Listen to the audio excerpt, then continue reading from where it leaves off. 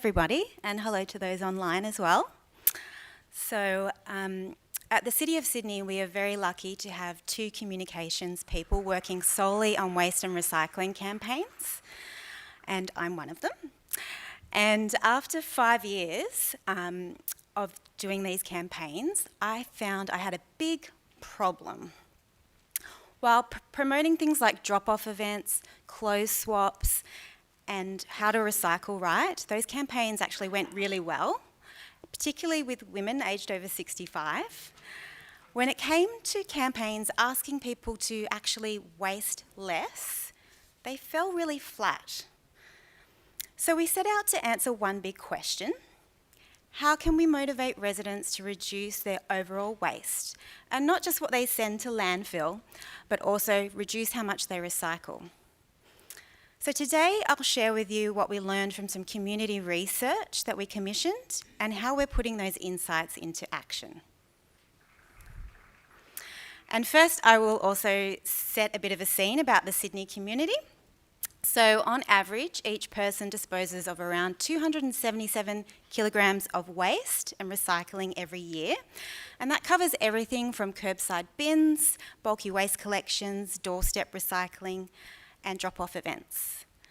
We have about 237,000 residents, and nearly 80% of them live in apartment buildings. It's a young community. The median age is 34 years, and in fact, a third of our population is aged 25 to 34, and only 14% of people are aged over 65, which is our most engaged group. Most of our households are either people living alone at 38%, or 28% are couples without children. Now to the research. It was conducted by Micromex, a research agency, in August to September 2023. We interviewed 500 local residents, which was a representative sample, by phone or online in a 15-minute questionnaire. And the questions were in 3 sections. First, we asked some general questions about their attitudes towards waste and recycling, waste reduction, and would they be willing to do it, and who do they trust to hear messages from? We then focused on food waste, since it makes up about 40% of our red lid bin. And lastly, we talked to them about plastic packaging. Oops.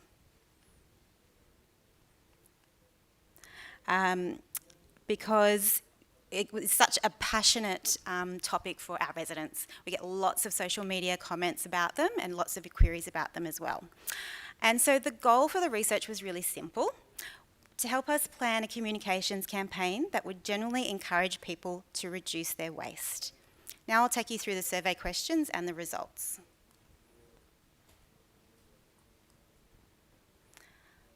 First up, here are the general questions about waste reduction. So we asked people to rate how concerned they were about different issues in their life to see where household waste kind of ranks among them. And the number one issue was,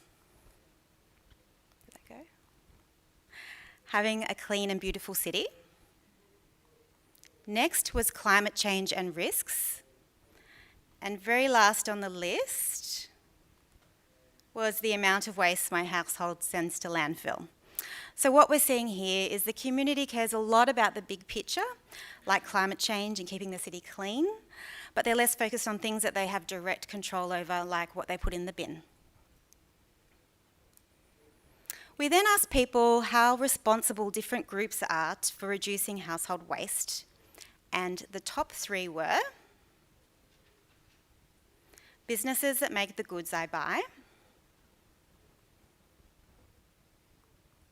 the City of Sydney, and then me and my household. And when we delved a little deeper into these statistics, we found that only 11% of people said they were the most responsible for reducing household waste.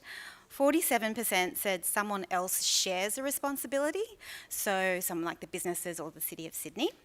And 42% said someone else is more responsible than me.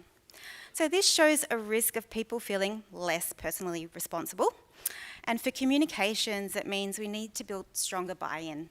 One way we might be able to do this is by showing what the city and others are doing about waste alongside clear actions individuals can take.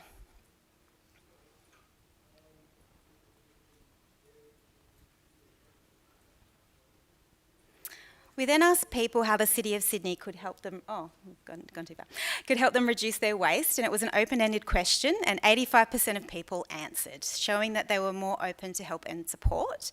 And the top 3 themes were, drum roll, number 1, more information and education campaigns, so that was exciting to see. The second was composting food waste at 20%. And the third was more recycling options, especially soft plastics. And the first theme is obviously great news for our communications campaign.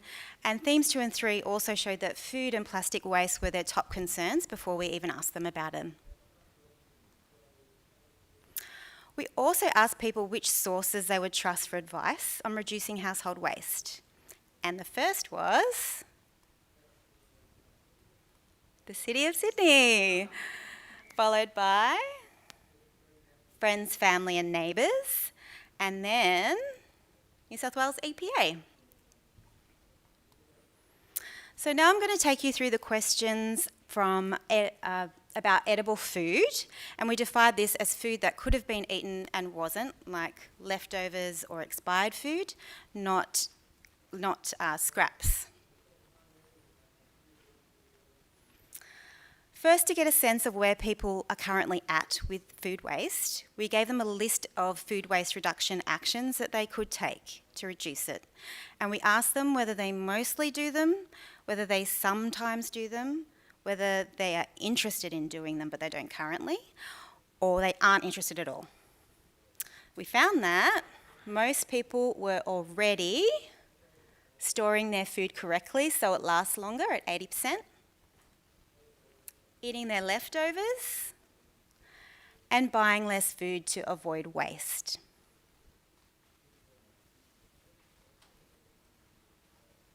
To help us plan our campaign, we wanted to find out the best actions to target, and those are the actions that people are either sometimes doing or are interested in doing. And we found that 59% are interested in food composting or recycling. 34% were interested or sometimes write a shopping list or would like to start. And 33% sometimes meal plan or would like to start.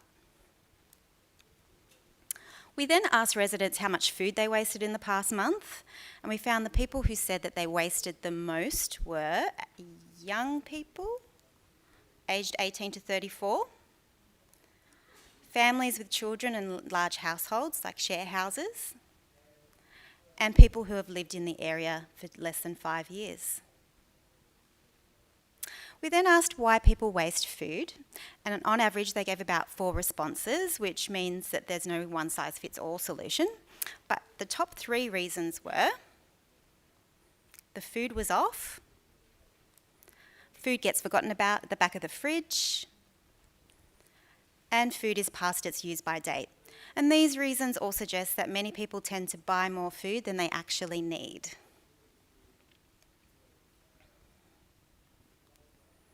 We then wanted to know how people feel when they throw out food, and most people felt negative emotions, and the most common feeling was guilt.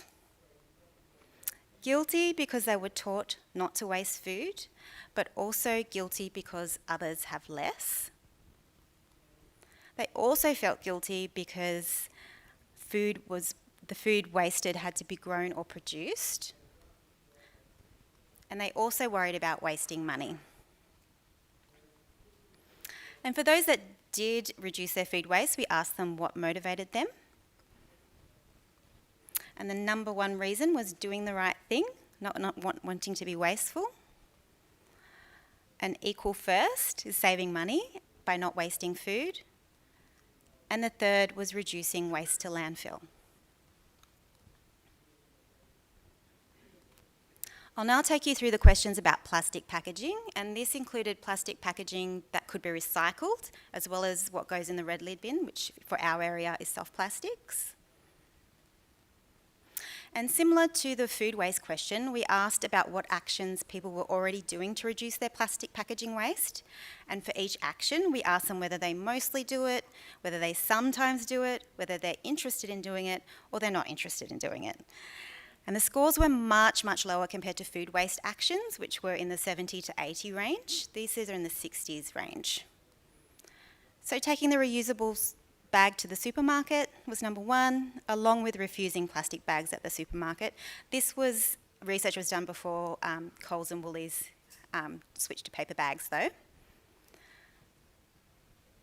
And the third was reusable water bottles. Again, for our campaign, we wanted to know which actions we should encourage, and those are the ones that people are only sometimes doing or are interested in doing. And we found that people would be willing to choose to buy products with minimal or environmentally friendly packaging. They would be willing to avoid products that are overly packaged. And they would be willing to choose to buy cardboard packaging over plastic. So it's really the same action, all these three things. We need to encourage people to think about the product and the packaging that it's in before they buy it. When we asked residents how much plastic packaging they wasted in the past month, we found that everyone is throwing out plastic. It's extremely hard to avoid, but the people who said that they wasted the most were, again, young people aged 18 to 34, and people who've just moved to the area.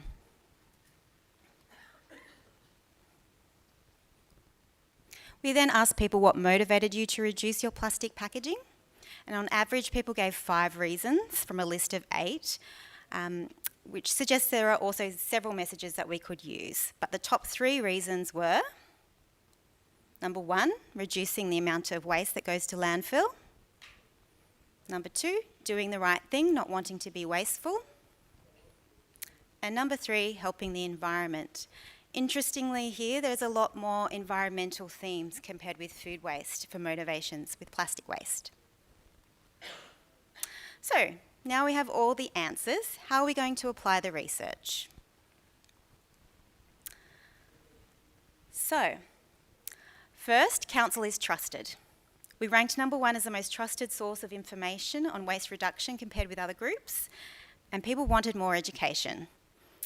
Young people are less involved.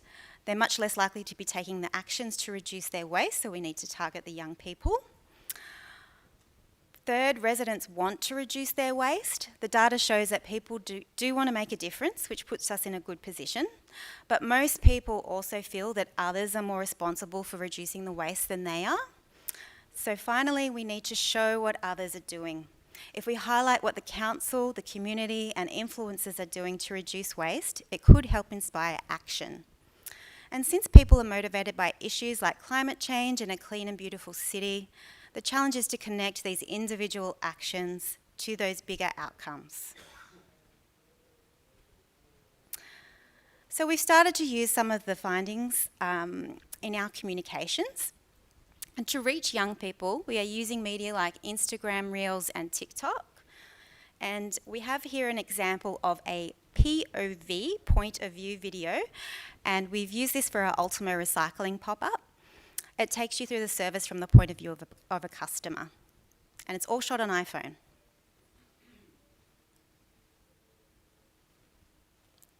You want to play it for me?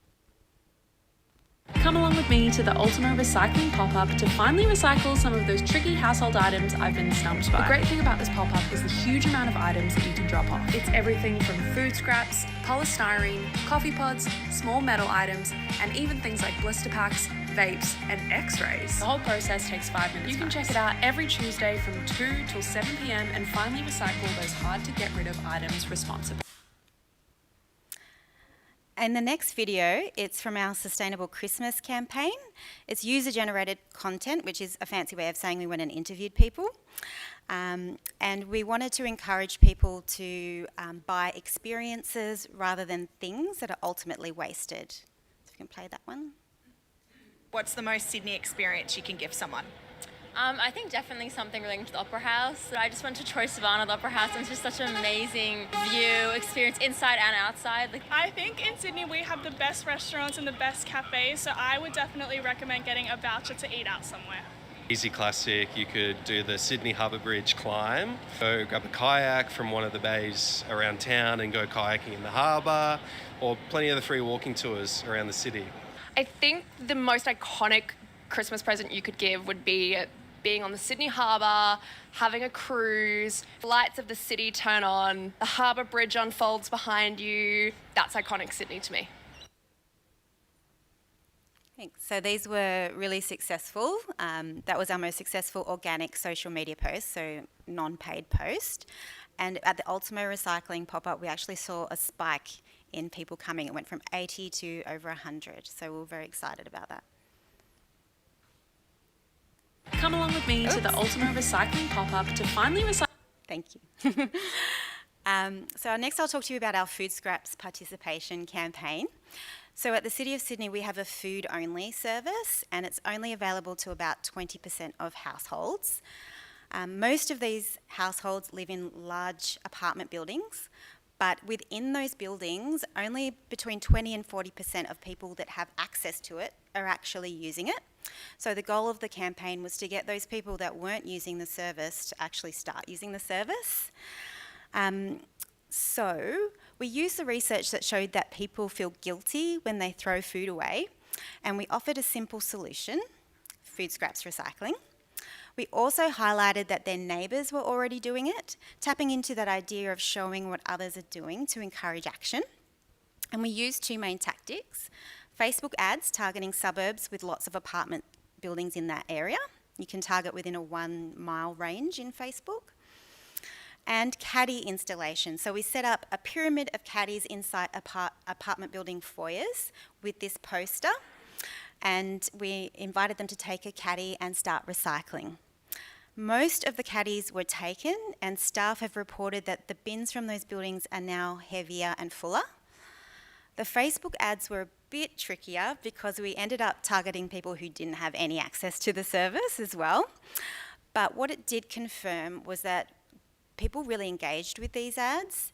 There was lots of likes and comments, and people really wanted the service. And we did test a few different messages, but the ones that gave them a solution to alleviate their guilt and plus asked them to join others who were already doing it won out every time.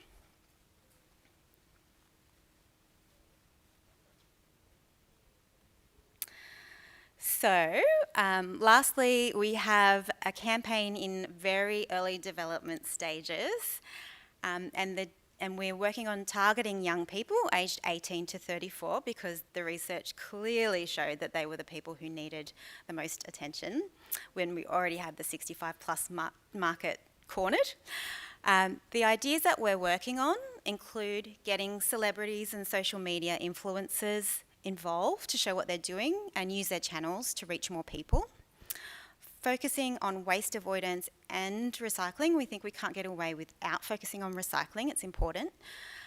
We'll offer simple solutions to everyday problems like choosing unpackaged fruit and veg, and explain how small actions help reduce waste, keep the city clean and fight climate change. The tone will be fun and cheeky, and our advertising strategy may include podcasts, social media, supermarkets, outdoor ads, gym advertising, Reddit, very popular these days, Google and YouTube are just some of the ideas we're floating around. And with these channels, we feel like we can reach young people and also, importantly, reach them at moments when they're making decisions about buying and disposing. So watch this space. Thank you.